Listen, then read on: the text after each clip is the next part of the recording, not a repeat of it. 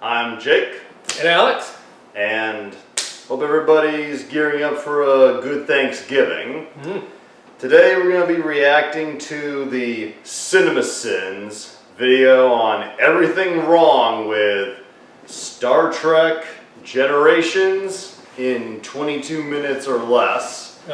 Reason we're doing this is Star Trek Generations, the very first theatrical movie to feature the Next Generation cast, is turning, as of when I'm putting this up, 30 years old. Oh gosh, it doesn't seem that long ago.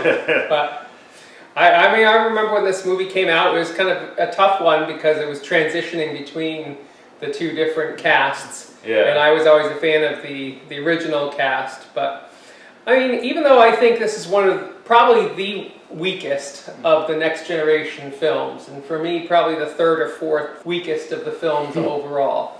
I mean, it wasn't completely without merit.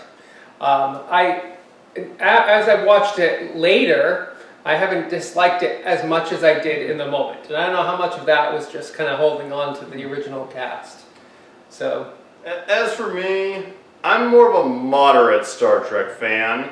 Like, this movie was the very first Star Trek film or medium of any kind that I ever watched. Yeah. And as far as introductions go, I thought it did decently well. And while I admit it does have flaws, it was the movie that introduced me, and it has kind of a special place in my heart. It's no Star Trek 5. Yeah. It's no Star Trek Into Darkness. I liked it, but until until a certain point, yeah. But Generations, it's the film that morphed into the new cast, and without further ado, let's watch and see just how sinful it is. All right.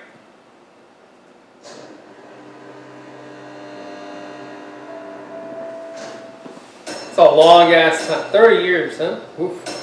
We did the 40th for Wrath of Khan. Yeah. With 2 minutes and 44 seconds of opening credits. That's every Star Trek movie.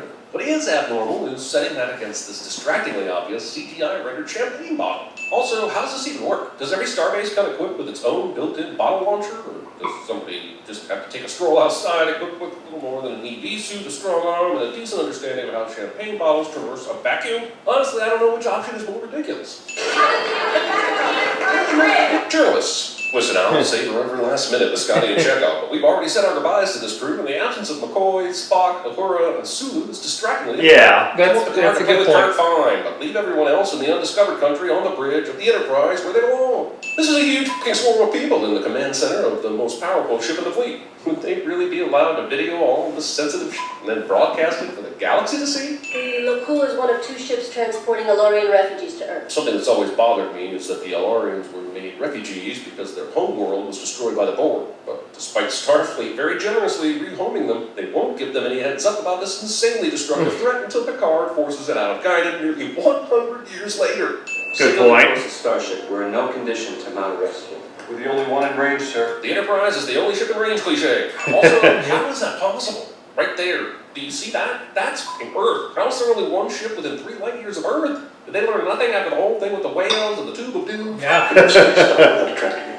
It won't be installed until Tuesday. Tuesday! The Enterprise also left without torpedoes or fucking medical staff. I'm presuming he means this Tuesday, so what was the hurry to perform this lap around the solar system?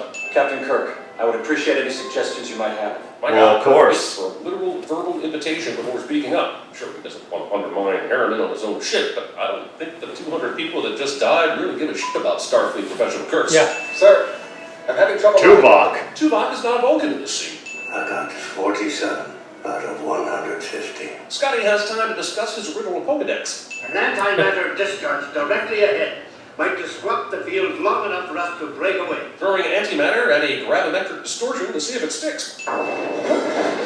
William Shatner overselling this turbulence because he didn't have any dialogue to butcher. Kirk had to climb down, pull out a grate, then open a thing that comes out and then goes back up through the grate. The designers of this starship must have had conversations about efficiency and landed on, okay, what's the most dangerous thing we can come up with? Yeah. I don't know how much longer I can hold it together. together. Scotty, and all over the Scotty place. That's it. Let's go. Let's break this down for a second. Scotty just invented an experimental, never-before-used theoretical particle beam, and somehow Kirk knows exactly how to program it into a brand new ship that he's totally unfamiliar with no instructions. Here I am, unable to get my goddamn soundbar to connect to my goddamn TV. We're breaking free. I want to break free. I want to break free. Was anyone in here? But I'm not going to tell you who, and will instead let you ponder whose death you should be sad about. Also, this is a pretty badass way to kill off Captain Kirk, zapped by a huge proton beam while saving hundreds of lives. Super glad nobody will feel the need to shoehorn him into the climax of the movie only to kill him off again. We all know that would be a bridge too far. Oh, here we go! I love the Enterprise beam, but I am pumped to finally see the Enterprise D on the big screen. Wait, why are we on the ocean? Yeah. Oh, come on! Bring it up the perimeter! These dinner cruise theatrics... Weird way to promote somebody. Worf's actual promotion ceremony. Computer, remove the plaque! I was never a fan of the holodeck Making stuff. the butt of a joke and then just having him sit But down. they had a long time they needed to film on TV. Retract plank, not remove plank. Whether it's retract or remove, you wouldn't do either with someone still standing on it. And yes, I get that Riker might have done this on purpose, but the Yeah. plays so straight it's He's hard a to tell dick. if this Yeah. is true or not. You gotta get into the spirit of things. Dr. Crusher thinks that an idiom is a sufficient way to explain the nuances of humor to an android. Dana, that was not funny.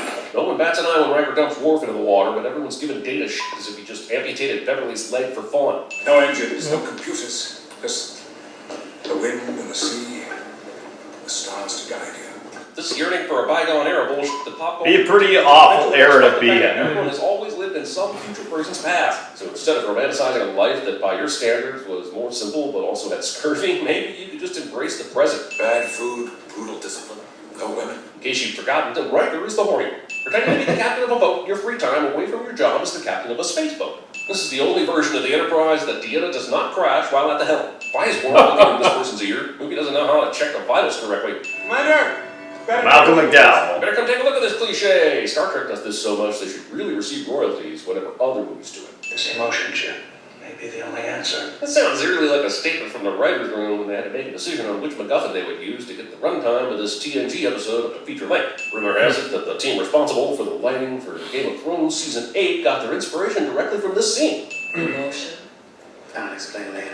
Or Geordi could just tell her that they've installed an untested emotion chip that Data pulled from his evil twin brother's dead body after he was shot with a Borg ray gun. Is that really so hard? Well, take up the configurations runtime. You can have a beloved Yeah. character drink some weird alien milk without dividing a fan base. We have analyzed the Romulans' tricorder. Also, why the fuck are Geordi and Data fucking around in 10 Forward during an active investigation of a Romulan invasion? Why aren't they the ones That's investigating a the very tricorder? good point. Were they like, well, Worf's been promoted, so fuck that guy, let him do all the work. When you said to Commander Riker, the clown can stay, but the perennial All right. gorilla suit has to go. Hell, Brent Spinner's Some just sort. having the time of his Look life. at it and just thinks, nope, nothing suspicious here, and moves on. I cannot help myself. I think something is wrong. I'll admit this does make the scene more interesting, but a well-done moment. Not only outside of a scientific setting, but also on a away mission is surprisingly negligent for these two characters, especially since the result Fair. seems to be something along the lines of Data getting blitzed at work. Gentlemen, is there a problem? Dr. Soren. Geordi doesn't think it's at all odd that Dr. Soren has been allowed to return to the station on his own. What is it with these Star Trek movies making characters that absolutely kicked ass on TV 50% dumber on the big screen? Unnecessary gadget pivoting. Yes. Skip! Picard who fought at Trafalgar. The Picard who won the Nobel Prize for Chemistry. The Picards who settled the first Martian colonies. The Picard who fucked the goat that one time. Seems a bit bullshit that all the other Picards are so fucking lost. Just saying, the universe would have to balance it out one way or another. A quantum implosion has occurred within the Amagosa star. Damn it, people, can we stop trying to make things sound extra sciencey by adding the word quantum? Since our records show, the observatory launched a solar probe into the sun a few moments ago. And nobody was fucking alerted. Who was hiding that crucial nugget of plot development? How long before shockwave hits the observatory? 4 minutes, 40 seconds. Number one. Where the fuck are they going? They've only got 4 minutes until the shockwave hits. Why can't they just beam over from the bridge? Hear that, Soren? We've got a level 12 shockwave coming in. Oh no, not level 12! Sir, a Klingon bird of prey is decloaking off to port bound. What? Picard responds with, what? Instead of anything that would advise the crew on how to react to the situation. Because there's nothing more reassuring than watching your commanding officer being visibly caught off guard. It happens. One, engage! This individual is pressing a lot of buttons here. Couldn't some of them have pressed ahead of time? I mean, we're Yeah. pretty fucking close. This ship wasn't even facing the right fucking direction. You gotta move. Soren, Not knowing how to take a compliment. I hope for your sake you are initiating a mating ritual. That's exactly what I hope my college girlfriend would say when she found me eating ice cream naked on her balcony. She did not. And now we have a weapon of unlimited power. It is wild to me that if you pick a random Star Trek movie before 2009, there's a 40% chance you'll get one that contains That's a good point. pissed off rogue Klingons chasing down the Enterprise, and a further 20% chance that they're also looking for a super dangerous weapon. he lost his entire family when the Borg destroyed his planet. That for exposition. Holy shit, Guinan, that is a lot of fucking candles right here. I don't see her in any of the other Yeah. movies. Probably burn her goddamn What a organs. fire hazard. All you want is to stay in the Nexus. You're not gonna want to come back. Guinan forgets that Picard is at least part English and could therefore never be happy in a place where you have nothing to complain about. Have you ever considered a prosthesis that would make you look a little more, how can I say, more normal? The guy hanging out with Klingons thinks Geordi's visor is the weirdest thing he's seen today. Normal is what everyone else is, and you are not. Soren is trying to get back We to got the that. Nexus so he can be with his family after tragically losing them. Now, that's a pretty good motivation behind some of the abhorrent shit he's trying to do with this movie, but putting Geordi down has got nothing to do with anything, so it just ends up making him look extra mustache-twirly instead of even 1% sympathetic. She believes he is fit for duty. I'm not sure if this makes her a bad doctor or a bad engineer. He's most certainly not fit for duty. Unnecessary desk pivoting. It will take the computer a few moments to compile the information. Just enough time to have an emotional heart to mechanical heart. Next time, though, I'd appreciate a more exact countdown so I know exactly how far I need to skip. Yes. Also, I know this isn't entirely accurate, but data using the Enterprise computer for calculations kind of feels like asking Alexa to make a phone call with the Nokia 3310. Stupid Android operating systems. But I experienced something I did not expect. Fear. Somehow, the android capable of 60 trillion operations per second didn't anticipate that an emotion chip would make him feel emotions. Data has this incredible IMAX-style multi-story monitor, but he keeps the results to his search on this tiny fucking window, and that's just poor desktop management. Why would it make a course correction? Apparently, his ship came out of fucking nowhere, and some wiseout decided to zap it with a tractor beam instead of decompressing the main shuttle bay. Simply do not have the ability to control these emotions. This scene works in terms of Picard being a mentor to Data, but it is also very irresponsible to not refer Data to Counselor Troy. Last I checked, Well, they never use her to situations get like this to was effect her before. job. Learning to live with them. No matter what the circumstances, cannot. you will not be deactivated. Tough love, instead of, actually help. Why doesn't he just fly into it with a ship? Our records show that every ship which has approached the ribbon has either been destroyed or severely damaged. And here's where the bad guy's plan completely falls apart. Soren and Guinan were both pulled out of the Nexus after the refugee ships flew into it. So far, flying a ship into the ribbon is the only proven method of entry. He wants us to believe that Soren spent the last 80 years coming up with this create multiple supernovas with an experimental compound plan, instead of working on a stronger ship or better shields. He can't get to the ribbon, so he's trying to make the ribbon come to him. If the ribbon is destroying anything that gets near it, it would also destroy anything in its path, right? What would happen to the ribbon's course if someone destroyed the Viridian star itself? Man, space is big, yo. Like, really fucking big. Think of the biggest thing you can think of, and space is, like, even bigger. So I feel like it's a goddamn miracle that Soren only had to destroy 2 stars before the ribbon came into contact with not just a planet, but a planet that can support humanoid life. Did you get anything from the human? No. His heart just wasn't it. This is 100% a Geordi is dead fake out, and it's a pointless pile of horseshit that gets undone in less than 2 minutes. I never thought that. Thinking Geordi LaForge is dead is an unacceptable amount of time. Someone at Starfleet acknowledged that the bridge needed grab rails in case of emergencies, but still didn't extend that long. I never noticed that. Fucking seatbelts! We'll consider it a prisoner exchange. I don't care what you want to consider it. Prisoner exchanges usually involve both sides having a prisoner with loyalties to the other side. It's just you being indecisive about what prisoner you wanted in the first place. Geordi hits the deck as soon as the transporter cycle finishes, and that's always made me want to see the Klingon side of this equation. A bunch of Klingons that had to precariously prop up Geordi in a standing position while the transporter beams... It's a fair question. Be careful, Captain. That's a 50-gigawatt force field. Captain Picard survives this. Seriously, at 1.21 gigawatts is all it takes to time travel. I can't imagine what 50 gigawatts would do to a person. Human females are so repulsive. The old Twilight Zone, we're ugly to them, cliche. 80 years looking for another way. this is the only one. I still refuse to believe that's the case. How is anyone else getting into the Nexus? There's my better shielding idea from earlier. What if you put on a spacesuit just beamed into the damn thing? There are two options for you, and it hasn't even been 80 minutes, let alone years. The Nexus? Time has no meaning there. Soren goes to all this trouble searching for an experience he could easily find in... Let me see, what have we got this week? Here we go. Oh, hi. Last, the uniform roll on of their goddamn flagship. You'd think they'd be the ones to get it first. Just replicate 1,000 of those bad boys and get them dished out. Yeah. You'd think they were on a time crunch and had to borrow a uniform from a space station. Production couldn't get them all done. Life form. You precious little life form. Okay. There's no way I'm getting through this without removing the Sin for Prince Binder and everything he gave us as data. Where are you? But how is he getting a tune out of this thing? Doesn't that mean the buttons he needs to press to scan for life forms just so happen to make this tune? Or was he punching a bunch of extra buttons to finish off this melody? I bet he just cut off someone's shower on deck 12. Time to find a section and enhance. Zoom and enhance cliche. I don't care if it's the 24th century, it's still born. Their shields are operating on a modulation of 257.9. This king works. There is an absolute calamity of events that has to take place for this to happen. A, Soren somehow programs Geordi's visor to punch a signal through the Enterprise's shields in a completely undetectable way. B, no one thinks to check if Geordi's visor has been tampered with. If they do, that's also untraceable. And C, some wise ass has to somehow think it's a good idea to constantly display the Enterprise's f***ing shield frequency on a panel for all to see. Why isn't that hidden behind a pin code? Good point. The phone should not have better security than the f***ing Enterprise. The Enterprise took some damage here, but not enough for my liking. Especially since later, the Klingon ship burst into flames like it was soaked with gasoline and stuffed full of explosives. Yeah. Is there any way we can use that to our advantage? Ancient damage. And yet we will immediately find a way to use this very specifically to our advantage. Lock on the plasma core. No problem! Data may be experiencing emotions for the first time, but that doesn't really explain why all his emotions are also weird.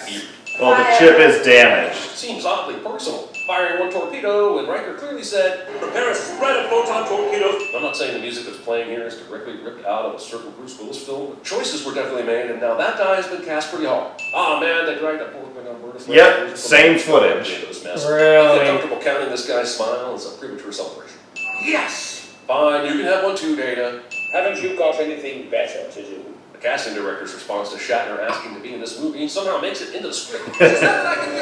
Aside from waiting for the perfect moment to stylishly roll under the door at the last second. All right, let's move them out. Let's go. Oh yeah, Kate McFadden is in this movie. Also, some nerd told me that when the Enterprise separates, it's the saucer section that carries all the civilians to safety, which makes me wonder why sickbay isn't already located there. Good point. Also, Yeah, fair. Transport everyone at once, but you think they'd prioritize the slowest movers like the wounded, right? And we know the transporters are still working because Star Trek movies love nothing more than advertising that shit as soon as they break down.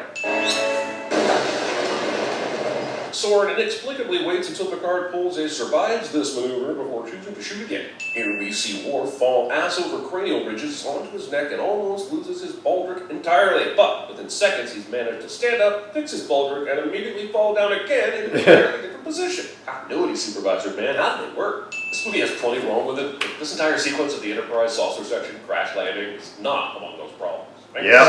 We may never see physical effects like this ever again. This old man yelling at a painted cloud on Viridian 3 misses. Amazing. Picard fucking stands here and waits until Soren notices it before making his move. Look at the tree. I helped The Nexus. decorate it. It took all day. Say Merry Christmas, Papa. See the presents? The movie shows the exact opposite of what my version of the Nexus would be for quite some time. What are you doing here? Well, I'm delivering exposition that the movie couldn't figure out how to do organic. So if you leave, you can go anywhere, anytime. All right, I know exactly where I want to go. Awesome! So he can go back a few days, prevent the fire that killed his brother and nephew, and still have plenty of time to catch Soren at the observatory before Yeah, that's a good point. blowing stars up and destroy the Enterprise. No need to leave it to the left. The mountaintop on Viridian 3, just before Solomon destroyed the star. Dude, what the fuck? Okay, I'm willing to admit it would have been a crime to not find a way for these two legends to have an adventure together, but did it really have to be so contrived? How is a 7-year-old Picard's best option of stopping Soren? Is it just the two of them in the Nexus? Why do we even need to pull someone from the Nexus anyway? What are you talking about? The future? This movie was originally a crisp 90 minutes, but Shatner's line delivery in this scene alone pushed it to a full 2 hours. Something is missing.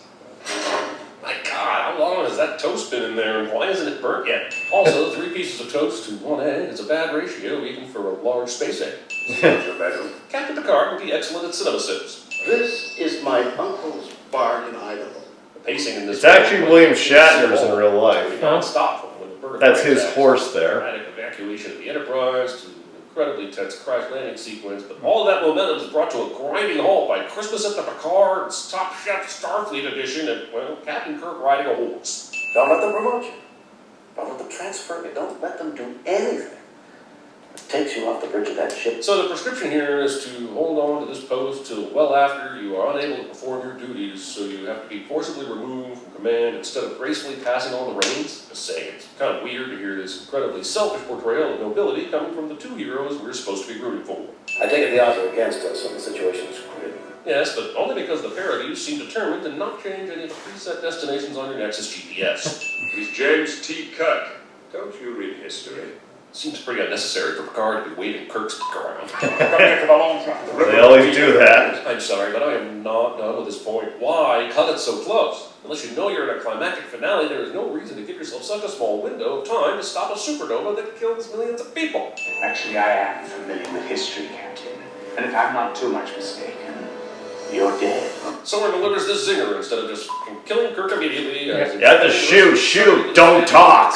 Physics steps in and makes the bold move of ensuring the pad lands in a spot that is just accessible enough to be dangerous while still reachable, instead of falling directly into the canyon, never to be seen again, as all probability would suggest it should have done. Hey, while we're at it, let's take a second to talk about the timing here. First time around, the rocket launched about a minute after Picard fights Soren on the bridge. This time around, 3 full minutes have passed and no rocket. Well, that was on a timer. Did it have a change of heart? Doesn't this mean that Soren is already...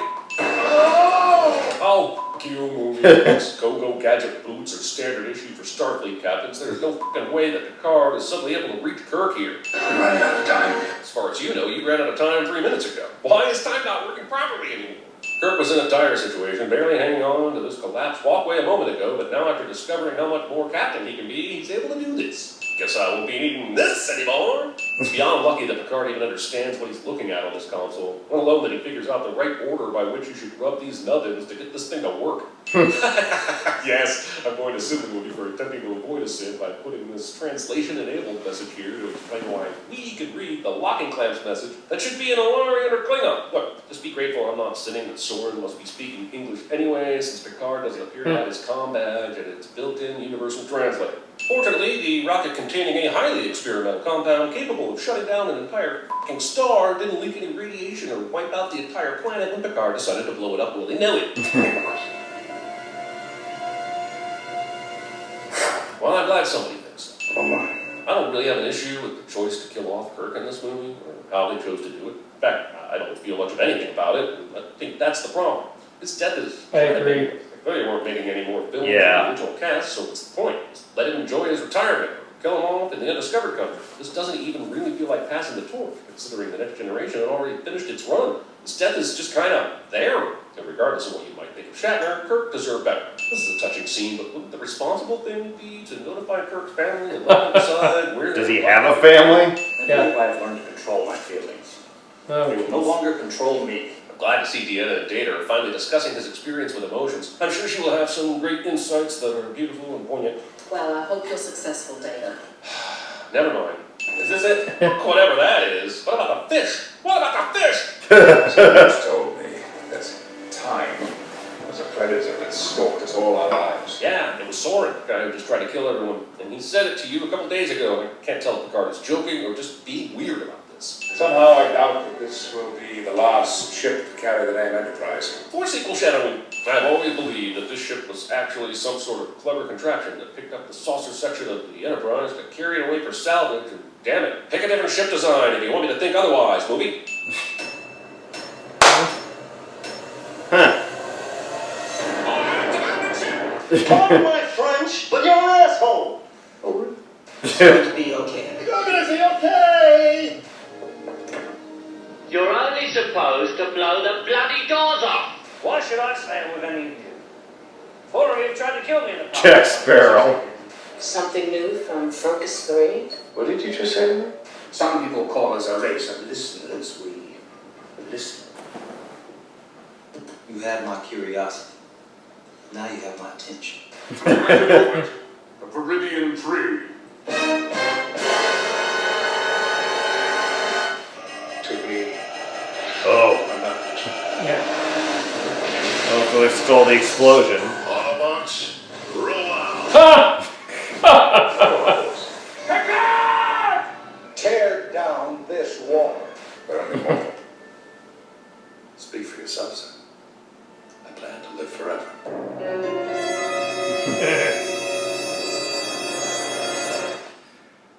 Riker could have his creepy moments. Yeah. But, I thought they were fair, the CinemaSins. I mean, there's always probably 3 or 4 times more sins than there are actually. Yeah. I mean, I don't know if there's 130 sins in there. Some of them are a little ticky-tacky. Yeah. That's what they do, and they Yeah. in their CinemaSins for the search for Spock, number 3, Yeah. they admit we're nitpicking deliberately as possible. Yeah, and making a point, but I mean, it was a flawed movie. I can see what they were trying to do on lots of different angles with the movie, but yeah. I do agree, like, some parts seem a bit questionable, like the decisions the characters make, and their idea of how things could have been done maybe a little better do make sense. Yeah. And the main thing I agree with is Kirk deserves such better of a death. It was kind of anticlimactic there. Yeah.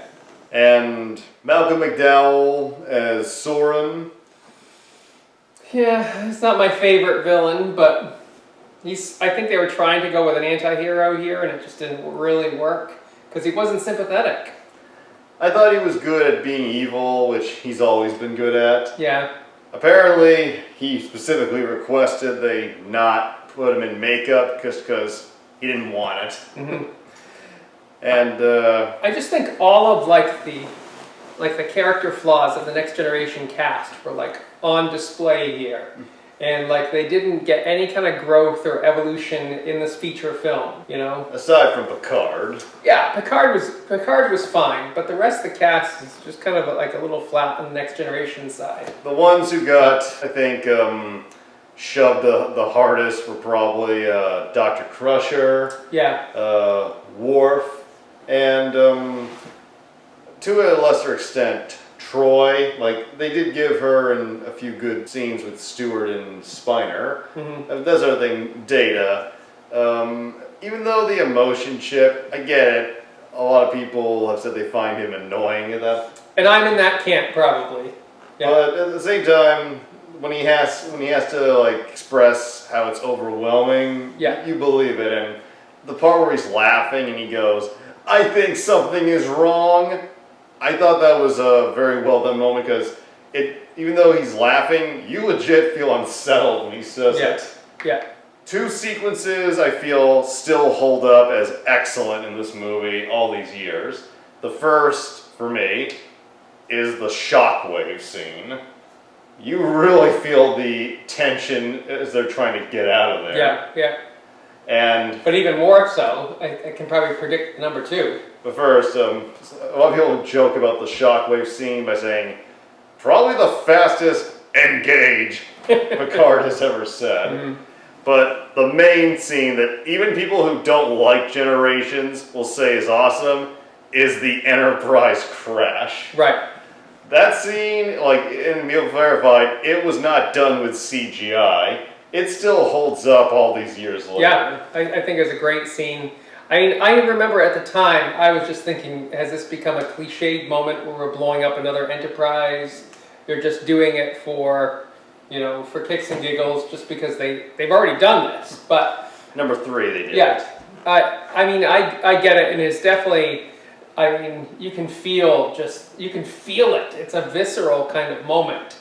Yeah, like it's just hurtling, no brakes. You see the trees kind of splitting. I mean, it's. Yeah, I think they did a really good job with that. Bam! Yeah. The only scene that comes close to rivaling it is the other Enterprise crash in Nemesis. Again, I like Nemesis. Me too. A lot of people did not, but I did. Yeah. Anyway, CinemaSins, a lot of people don't like them, and I've had my issues with some of their videos, but their main goal, again, is not to be completely analytical. Sure. I mean, they don't even believe there's 130 sins here, but they're just trying to make you laugh. And they're shedding light and bring them another movie that they probably actually like. Just bring it back out of the mothballs and have more people eyes on it. So I checked out their CinemaSins for Nemesis. Mm-hmm. They're actually a lot rougher with that one. Yeah. So I think they were reasonably fair. Their points of how things could have gone better were well done. Continuity errors, yeah. Those are the real sins, right? Well, yeah. So avoidable, right? Yeah. Yeah, with Worf and in the timeline on the planet, so. But overall, good video, good experience, and that's all I can say. I liked it, and happy anniversary to Star Trek Generations. Yay! We will see you again, hopefully soon. All right, enjoy.